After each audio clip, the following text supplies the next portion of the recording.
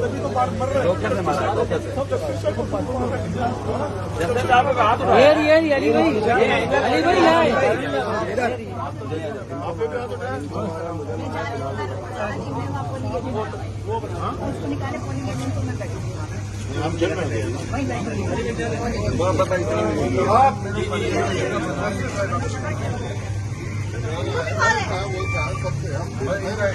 यासिर बायोडीन लगा बायोडीन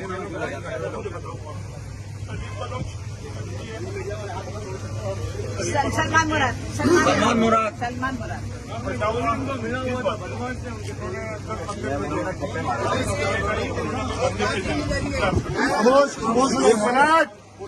एक मिनट मैं जस्टिस राणा के साथ अंदर गया, प्रिसाइडिंग ऑफिसर ने जस्टिस साहब के साथ बदतमीजी की।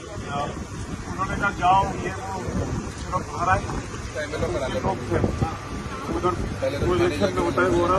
मैं सब लोगों को बाहर लेके साइड में जा रहा था, जिसमें सलीम बलोच आया। मैं सलीम बलोच से पहले गया, फिर अस्सलाम वालेकुम सलीम भाई, खैरियत सब निपटा देते हैं। उससे पहले कि वो जवाब देता, he was the first one Shane के गान का बट मारा है। हमारे पुलिस उसके पीछे थी, पुलिस बिल्कुल सामने खड़ी है, कुछ भी नहीं कर रही। मलीर के अंदर हो रहा है इस वक्त।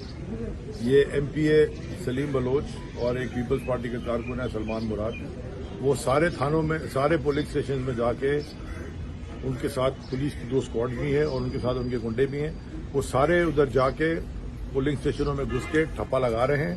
और ये जो इंसिडेंट बिलाल गफ्फार के साथ उन्होंने किया है, जो बिलाल गफ्फार को जख्मी किया है, वो ये चाहते हैं कि ये सारा अटेंशन डाइवर्ट हो जाए ताकि वो सुकून से जाके वहां पे अपनी धांधली कर सकें। ये मलीर के अंदर इस वक्त बहुत शदीद किस्म की धांधली हो रही है।